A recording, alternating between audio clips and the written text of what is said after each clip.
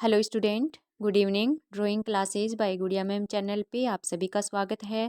सभी को happy new year.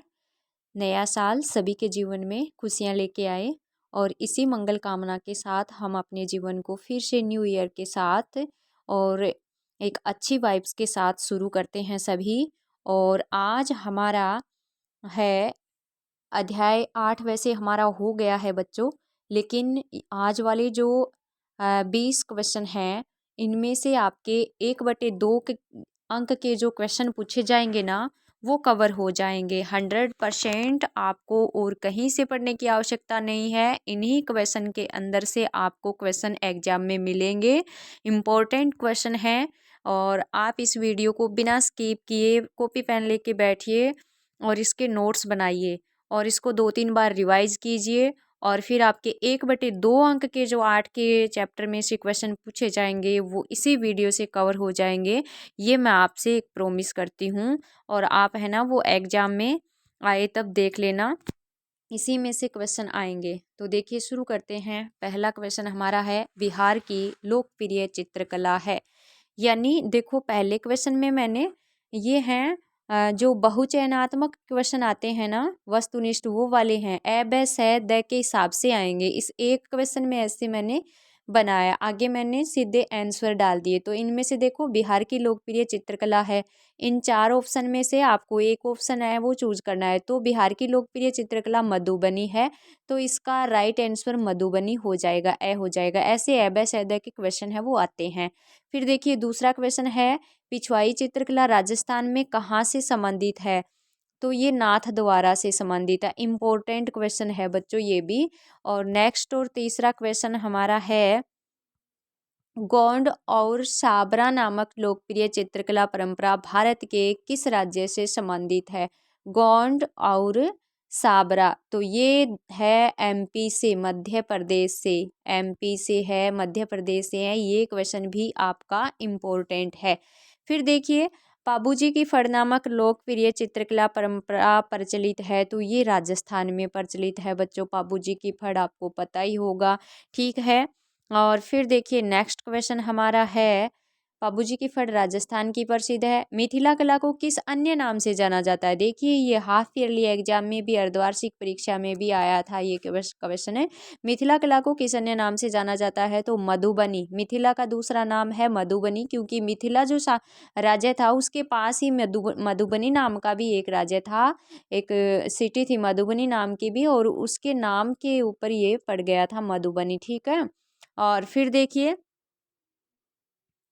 Madhubani चित्रकला में कुल देवी का चित्र बनाया जाता है। तो मधुबनी जो पेंटिंग है ना उसमें औरतें जो पेंटिंग करती हैं खास विशेष अवसरों पर, तो उनमें कुल देवी का चित्र बनाते हैं। और जो कुल देवी है ना उसका चित्र वो घर के पूर्वी भाग में बनाते हैं। घर के पूर्वी भाग में ये वहाँ पक्का निश्चित होता है कि कुल देवी का जो चित्र है वो घर के पूर्वी हिस्से में ही बनता है। तो इसलिए ये मैं इम्पोर्टेंट मेरे को लगा, क्या पता पूछ लिया जाए, तो मैंने ये क्वेश्चन यहाँ पे डाल दिया। फिर देखिए मधुबनी चित्रकला में घर के कितने क्षेत्रों में चित्र बनाए जाते हैं। ये भी बात नॉर्मल सी है, लेकिन मैंने क्वेश्चन बना दिया इसका 3 क्षेत्रों में, क्योंकि फिल ब्लैंक में भी दे सकते हैं और ऐसे भी। मधुबनी चित्रकला में घर के कितने क्षेत्रों में चित्र बनाए जाते हैं। तो घर के जो 3 क्षेत्र हैं, 3 पार्ट हैं, उनमें ये पेंटिंग है वो बनाई जाती है।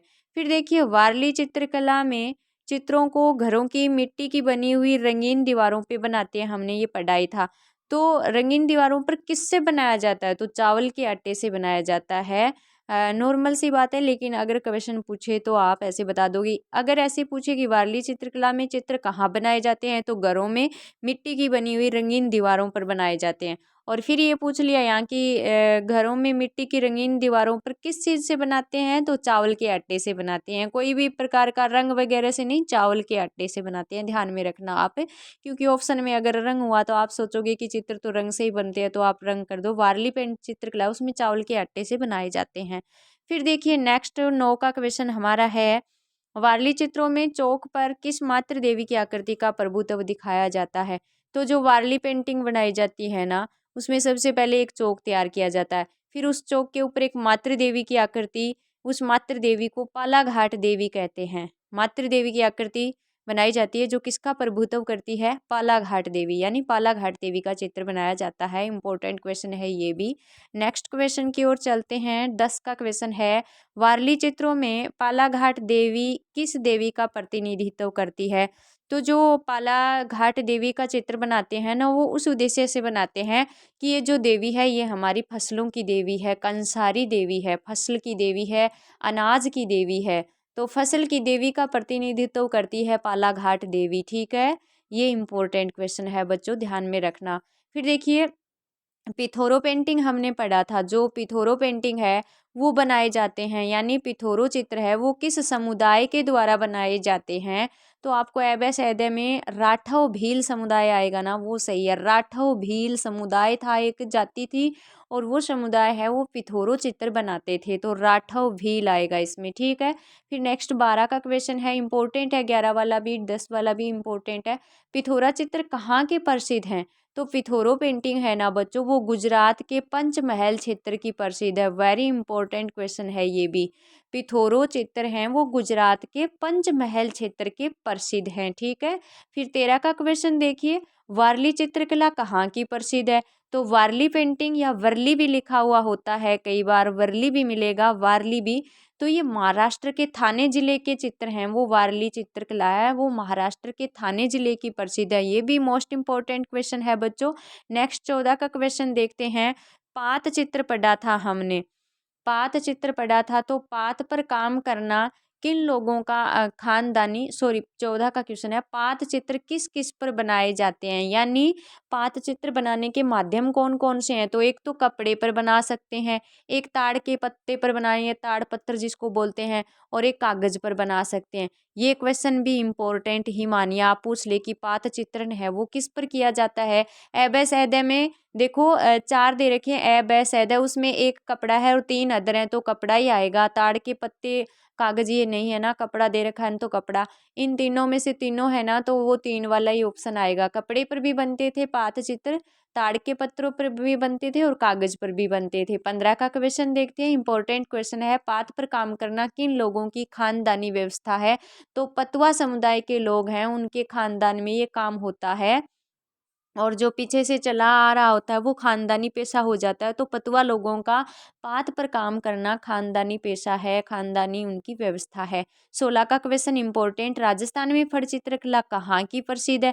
तो राजस्थान में भीलवाड़ा क्षेत्र की प्रसिद्ध है। भीलवाड़ा, शाहपुरा नहीं दे रखा है, भीलवाड़ा ही दे रखा है हमारे इस चैप्टर में, तो आपको भीलवाड़ा ही याद रखना है, ठीक है। नेक्स्ट फिर 17 का क्वेश्चन है, फट चित्र कपड़े पर किस आकार में बनते हैं। जो फट चित्र है ना वो कपड़े पर बनाए जाते हैं, और उनका एक सीमित आकार होता है, तो ये लंबे और क्षैतिज आकार में बनाए जाते हैं, लंबे और क्षैतिज आकार में बनाए जाते हैं। बाय द वे अगर पूछ लिया जाए तो ये मैंने क्वेश्चन बना दिया क्योंकि आकार दे रखा है। फिर देखो बच्चों, फट चित्रकला में देवी देवताओं के जो चित्र बनाए जाते हैं ना, उनके बीच में कुछ वीर पुरुषों की आकृतियां भी बनाई जाती है। फट जो चित्र बनाए जाते हैं देवी देवताओं के, और उनके बीच में कुछ वीर पुरुषों की आकृतियां बनाई जाती है, तो उन वीर पुरुषों की आकृतियों को क्या कहते हैं, भूमिया कहते हैं। इंपॉर्टेंट क्वेश्चन है, ध्यान में रखना कि फट चित्रकला में देवी देवताओं के चित्र बने होते हैं, उनके बीच में कुछ वीर पुरुषों की आकृतियां भी दिखाई देती हैं, बनाई जाती हैं, उन्हें क्या कहते हैं, तो भूमिया कहते हैं, ठीक है। फिर देखिए 19 का क्वेश्चन है, फट चित्र का काम किस जाति के लोगों द्वारा किया जाता है। वेरी इंपॉर्टेंट है ये 19 और 20 वाले क्वेश्चन है ना, इनको ध्यान से रीड करना, कंफ्यूज न हो जाओ आप, क्योंकि फट चित्र का काम है वो किस जाति के लोग, यानी कपड़े पर जो फट चित्र चित्रित की जाती है वो किस जाति के द्वारा, जोशी जाति के। हमेशा से जोशी जाति के लोग हैं वो कपड़े पर फट चित्र बनाते हैं। फिर देखिए 20 का क्वेश्चन ये पूछा है कि फड़ वाचन किस जाति के द्वारा किया जाता है, यानी वो कपड़े पर चित्रित फड़ होती है, एक मंच लगाते हैं, और वो कपड़े पर चित्रित फड़ है उसको इधर से उधर ऐसे उसको रख लिया जाता है, किसी भी दीवार पर उसको इस तरह से टंगा दिया जाता है। फिर देखिए क्या करते हैं, वो फड़ जो चित्र बने हैं कपड़े पे वो तो जोशी जाति के द्वारा बनाए जाते हैं। फड़ वाचन यानी उस फड़ की कहानी, उसके ऊपर जो चित्रित है ना पूरी की पूरी जो गाथा है वो गा के कौन सुनाते हैं? भोपा जाति द्वारा। तो फड़ वाचन बोलते हैं उसको।